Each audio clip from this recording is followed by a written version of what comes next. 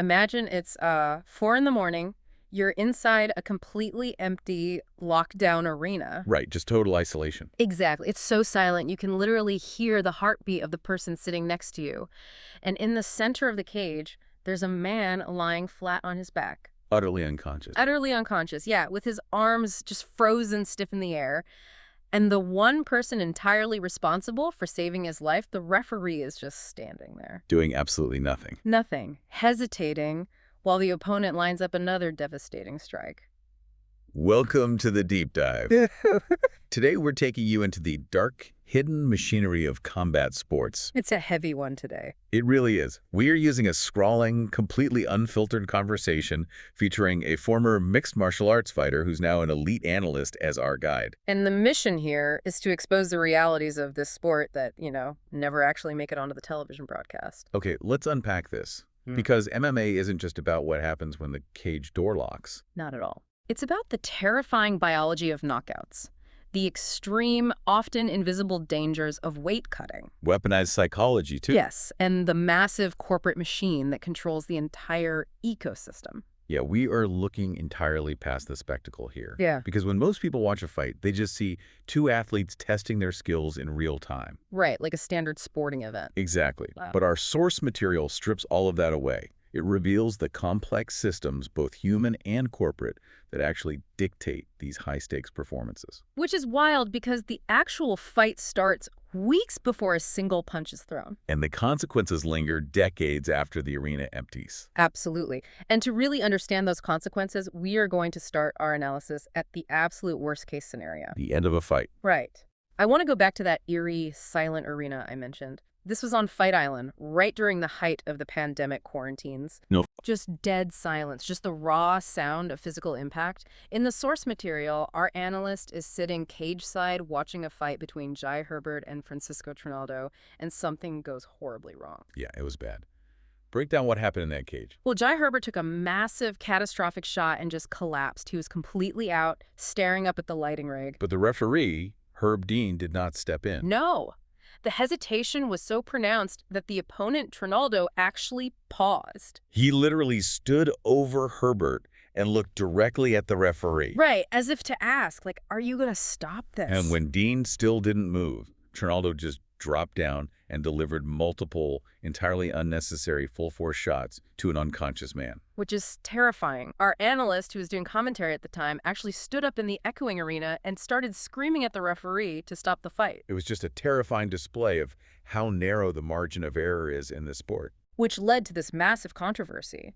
The analyst went home and recorded this highly detailed 75-minute video breaking down exactly why that stoppage was dangerously late. But then, mysteriously, that video was completely scrubbed from YouTube. Just replaced by a gray square. Yeah, and it didn't violate any terms of service either. Wait, really? No, the corporate machine stepped in to suppress it because of what he was explaining. What's fascinating here is the biology he was trying to educate the public on. Oh, right, the fencing response. Exactly. He was pointing out a specific biological symptom of severe brain trauma called the fencing response. I've heard that term thrown around in football, but what actually is it biologically? Well, when a human being sustains a massive concussive impact to the brainstem, the body basically short circuits. Like a hard reset. Right. The arms involuntarily rise up and lock out stiffly. They often point outward across over the chest. Wow. It actually mimics an asymmetrical tonic neck reflex, which is, something you see in newborn babies. That is so deeply unsettling. It's a primal, undeniable biological tell that the higher brain functions have just shut off. So the fighter is definitely no longer intelligently defending themselves. Not at all. They are experiencing a major neurological event. So it's not a choice. It's a physiological alarm bell ringing. It makes me think of the referee's job like being like a high-speed lifeguard. That's a great way to put it. You're watching a swimmer in incredibly choppy waters, and you have to wait until the exact precise millisecond they are officially drowning to jump in. Because if you pull them out of the water too early, you ruin their career, their win bonus, their ranking. But if you jump in a second too late, you risk their life. That analogy captures the impossible burden of the referee perfectly. You are dealing with a rapidly closing window of human consciousness, It's terrifying. recognizing subtle biological telltales like the fencing response in a split second.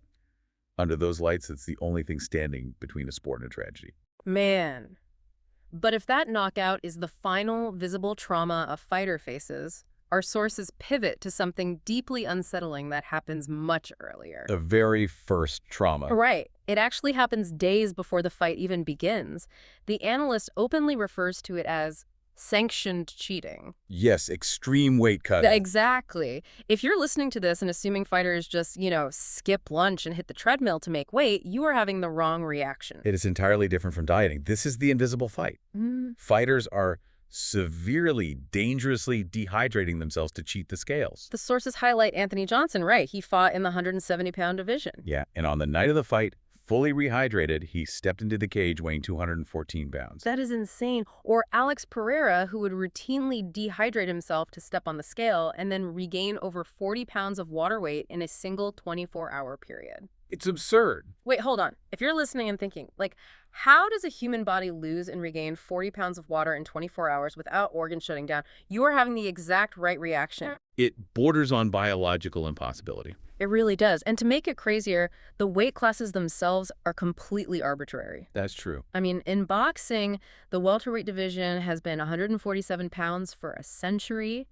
In MMA, the promotion just seemingly made up 170 pounds and slapped the welterweight label on it. And that arbitrary structure is exactly what incentivizes the extreme dehydration. Because they have to fit these made-up numbers. Right. Fighters spend the week of the fight in boiling salt baths, wearing foil sweatsuits. Sometimes they're literally spitting into cups just to drain every last ounce of liquid from their bodies. Just to make the scale read a certain number. But the horrifying part is what this does to the brain. Your brain is suspended in cerebrospinal fluid. Oh? Think of it like the yolk inside an egg. That fluid acts as a crucial shock absorber. Oh, I see where this is going. When you drain 30 or 40 pounds of water from your body, you are depleting that fluid. The brain literally loses its cushion. So a punch that might just, rattle you on a normal Tuesday could literally cause a catastrophic brain bleed on fight night. Because the brain is just smashing directly against the raw skull bone. Precisely. The lack of hydration makes every single strike exponentially more dangerous. It's a massive risk. I read this wild story in the source material about a fight the analyst had in Japan where a guy couldn't even use the hotel sauna. What exactly happened there, and how did it affect the fight? Oh, right. The analyst was scheduled to fight a local Japanese competitor named Daiso. Okay. To cut the final pounds of water weight, fighters obviously rely heavily on hot saunas. But the analyst had extensive tattoos on his arms and torso. And in Japan, tattoos are culturally associated with the Yakuza, right? Organized crime. Exactly. Because of this, the hotel completely banned him from using their sauna facilities. Oh, man. So he is stuck in his hotel room trying to drop the water weight without the proper equipment. Yeah, he had to resort to putting on plastic trash bags and just trying to sweat it out in his room. It sounds miserable. It was a poorly managed, agonizing weight cut. And it created a devastating biological cascading effect. How so? Because his body was so compromised and exhausted by the bad cut. He lost his explosive, fast-twitch muscle response. When he got into the ring, he had zero punching power. Which, that sounds like a disadvantage for him, but it actually ended up being a tragedy for his opponent. Exactly. Because he lacked the power to deliver a clean, early knockout, the fight dragged on. Right. Instead of one decisive blow, he ended up landing dozens of what we call subconcussive blows. Like strikes that aren't hard enough to knock you unconscious instantly, but they rattle the brain just enough to cause microtrauma. Yes. Over 3 grueling rounds, Daiso absorbed so many of these dull, repetitive impacts that his brain began to bleed. Oh my God. He collapsed after the fight and had to retire from the sport completely. So a cultural misunderstanding about tattoos led to a bad weight cut. Right. Which led to a loss of power, which resulted in a prolonged beating and a career-ending brain injury for the opponent. It's all connected. That is heavy. But let me push back on this for a second. If everyone, the fighters, the promoters, the medical staff, knows that extreme dehydration drains brain fluid, compromises physical performance, and literally kills people, Yeah. why are they still doing it? Why hasn't a billion-dollar promotion fixed this? Well, it operates as a classic prisoner's dilemma. Okay, break that down for me. In game theory, A prisoner's dilemma occurs when two individuals acting in their own self-interest produce a suboptimal outcome for both. So they trap themselves. Right. If fighter A cuts 20 pounds, fighter B feels they have to cut 20 pounds just to survive the sheer physics of the matchup. Oh, because otherwise they'd be fighting someone way bigger than them. Exactly. If neither of them cut weight, they would both be healthier, faster, and equally matched. Right. But because neither fighter can trust that their opponent won't cheat the scale to gain a massive size advantage, they both engage in this mutually assured destruction. Until the corporate systems mandate strict daily hydration testing, the athletes are trapped in a culture that rewards destroying their own biology. So if a fighter steps into the cage with a brain entirely depleted of fluid, their physical margin for error is absolutely zero. None at all. Which makes this next transition so fascinating, because that immense biological vulnerability makes them incredibly susceptible to the next weapon in the arsenal. Psychological manipulation. Exactly. As the sources reveal, this battle is often won in the mind before the cage door even locks. Yeah, this is where we leave the realm of brute physical force and enter something resembling like high-speed, high-stakes chess. Right. Elite striking is not what the analyst calls button mashing. Amateurs throw punches hoping one lands.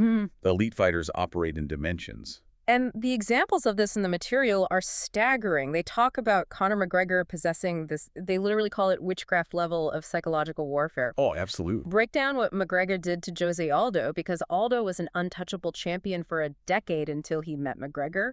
McGregor understood that an emotionally compromised fighter simply cannot access their technical skills. They just blank out. Right.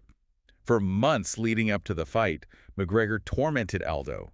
He stole Aldo's championship belt at a press conference, screamed in his face, mocked his language. He just relentlessly picked at him. He systematically dismantled Aldo's emotional stoicism. Now, Aldo was known for a legendary, highly technical strategy of precise leg kicks. Yeah. But to throw a leg kick, you need balance, patience, and a planted foot. Right. You can't throw a leg kick while sprinting forward in a blind rage. Exactly the point.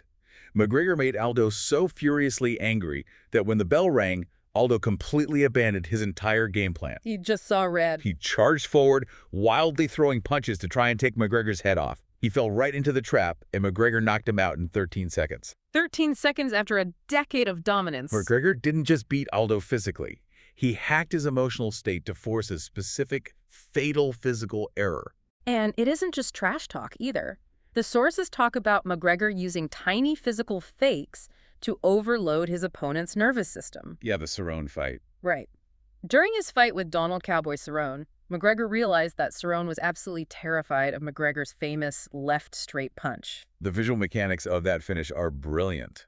McGregor didn't even throw the punch. He didn't. No. During a close quarters clinch, McGregor simply closed his left hand into a fist. That was it. Wow. Just squeezed his hand. But that tiny visual cue, the hand clenching, sent a massive panic signal to Cerrone's brain. So his reflexes just took over. Cerrone's fight-or-flight response kicked in. He ducked aggressively to avoid the punch that wasn't coming, and he ducked his head directly into a devastating high kick that McGregor had already launched. Unbelievable. Every feint and twitch is a sophisticated data-gathering mission. It really is. The analyst actually talks about using this exact type of manipulation himself against a fighter named Marcus Davis. How did he pull that off? Well, he knew Marcus Davis was a vastly superior wrestler. If it went to the ground, the analyst was going to lose. Right, so he had to keep him standing. So he deliberately provoked Davis to ensure the fight stayed standing. The analyst went to train at a boxing gym purely for the optics, knowing the media would report it. Okay, laying the bait. Then, he showed up to the official weigh-ins wearing a T-shirt that literally read, "I hate Dan Hardy," which is his own name. Wait, he wore a shirt insulting himself? Yes. He essentially wore a shirt insulting himself just to mock how seriously Davis was taking the grudge. That is incredibly petty, but brilliant. It worked flawlessly. Davis became so deeply enraged by the disrespect that he wanted to punish the analyst on the feet. He wanted a knockout. He completely abandoned his superior wrestling advantage and fought an emotional, reckless boxing match, which played right into the analyst's hands. Here's where it gets really interesting. It reminds me of high-stakes poker. Oh, how so? If you sit down at a poker table with a bunch of amateurs, they are just staring at the cards in their own hand. They are playing the math. Right, basic strategy. But at the elite level, you aren't playing your cards. You are playing the player across from you. In the cage, you aren't just throwing punches, you are actively playing your opponent's nervous system. But here's the brutal irony of all this psychological mastery. What's that? These fighters are playing high-level chess against each other, but they are doing it while trapped inside a massive corporate machine that is playing chess against them. Oh, man. Which brings us to the monopoly that actually governs their livelihoods. Corporate cage. Let's look at the business side, because our sources paint a pretty bleak picture of what happens when one monopoly gains total control over a violent sport. Yeah, it's a completely different kind of fight. We are talking about the complete death of the grassroots MMA subculture. I want to talk about this concept of the sponsorship tax that is brought up in the source material. What is this tax, and why did the promotion implement it? Well, in the early days, a fighter was an independent contractor who could build their own brand. Right, they had freedom. They could gather their own local sponsors and sell advertising space on their fight shorts or their walkout banners. The analyst mentions having a local heavy metal record store, Eric Records, pay him £300 just to put their logo on his banner. That's awesome. Just cool local support. It was grassroots, community support that paid the fighters directly. But as the major promotion tried to legitimize the sport for mainstream networks like ESPN, they wanted to sanitize the broadcast. Right. They didn't want fighters looking like NASCAR vehicles covered in random logos. They wanted the clean uniform look of the NFL or the NBA. Precisely. To achieve that aesthetic control and push out independent leverage, the corporate promotion instituted a massive tax. So massive. Any brand wanting to sponsor a fighter had to pay the promotion a $50,000 fee or $100,000 if they were a distributor just for the right to approach the athlete. Which is completely insane. I mean, a local record shop or a regional mom-and-pop supplement brand cannot afford a $50,000 entry fee just to give a fighter a $500 sponsorship. Exactly. So overnight, the corporation essentially wiped out all mid-tier sponsors, stripping the fighters of a massive vital stream of independent income. It centralized all the wealth and power directly into the hands of the promotion. The fighters became entirely dependent on whatever the monopoly decided to pay them. And it changes how the fighters are treated at the end of their careers, too. Very much so. The analyst makes a really passionate argument for creating a master's division for aging legends. We are talking about guys like Donald Cowboy Cerrone or Tony Ferguson. Absolute legends of the sport. Fighters who have given their brains, their joints, their entire youth to building this sport.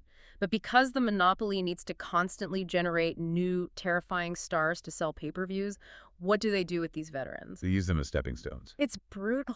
Instead of giving these aging legends fair, evenly matched fights against other veterans where they can safely earn a living, the corporate machine feeds them to young, absolute monsters. Just throws them to the wolves. They take a highly touted, dangerous prospect like Khamzat Chimaev and match him against an aging veteran whose chin is gone. Oh, man. The promotion is quite literally sacrificing the long-term health of the legend to build the brand of the new prospect. So what does this all mean for the fighters?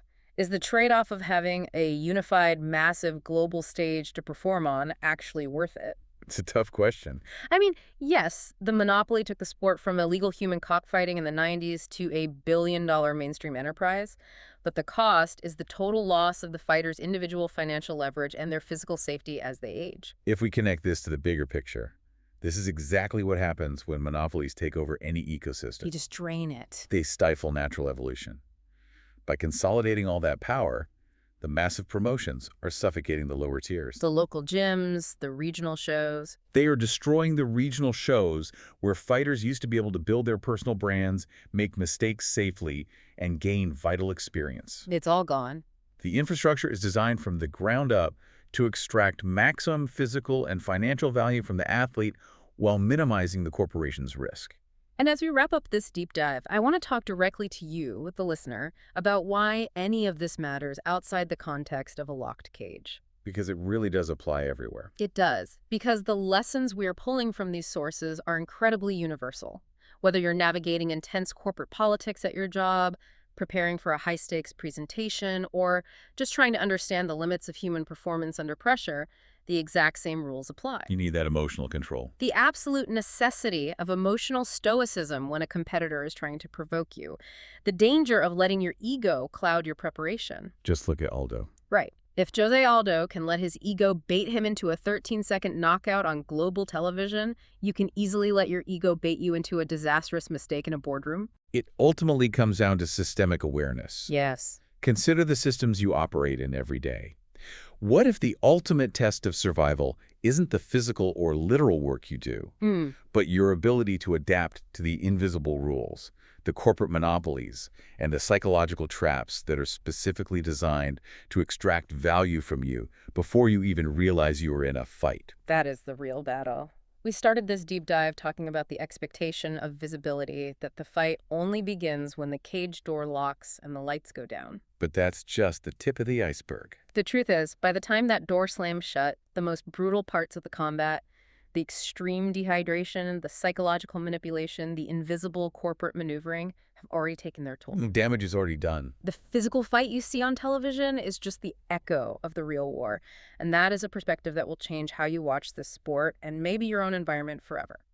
Thanks for joining us on this deep dive. We'll see you next time.